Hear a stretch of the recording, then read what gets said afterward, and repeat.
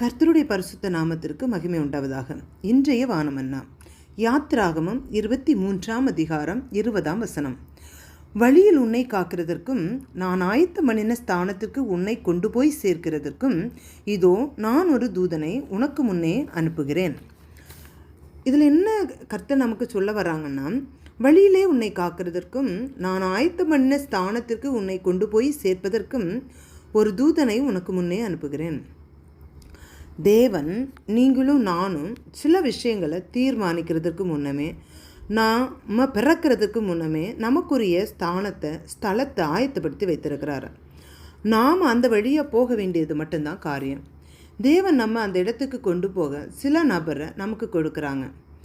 வேலை செய்கிற காலங்களில், படிக்கிற காரியத்தில், ஊழியம் செய்கிற காரியத்தில் சில உண்மையான நபரை நமக்கு முன்னே கொண்டு வந்து நம்மோட இணைச்சு நமக்கு வழி நடத்த அவங்கள வைத்திருப்பாங்க. அதுதான் நமக்காக வைக்கப்பட்ட தூதன். அவர்கள் மூலம் கர்த்தர் நமக்கு எச்சரிப்பு கொடுப்பாங்க, கடிந்து கொள்வாங்க, ஆலோசனை தருவாங்க, அன்பு செலுத்துவாங்க, நமக்கு அந்த காரியத்தை புரிய வைப்பாங்க.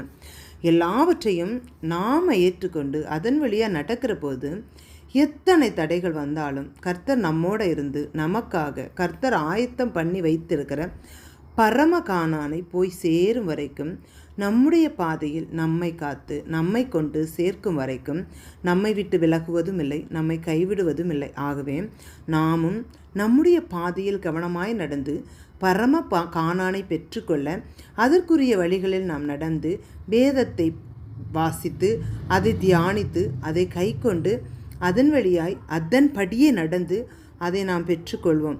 பரம கானானை சுதந்தரிப்போம். அன்பின் பரலோக பிதாவே, நீர் எங்களுக்காய் வைத்திருக்கிற தூதர்களுக்காய் நன்றி அப்பாண்டவரே. நாங்கள் அப்பாண்டவரை பரம கானானை வந்தடையும் மட்டும் உம்முடைய கிருபை எங்களோடு இருக்கும்படி ஜெபிக்கிறேன். அப்பாண்டவரை நாங்கள் வருகிற வழிகளில் அப்பாண்டவரை தடைகள் உண்டப்பா.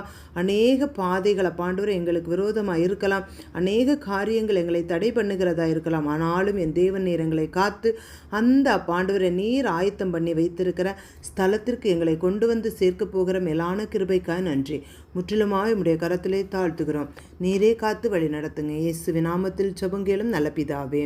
ஆமேன்.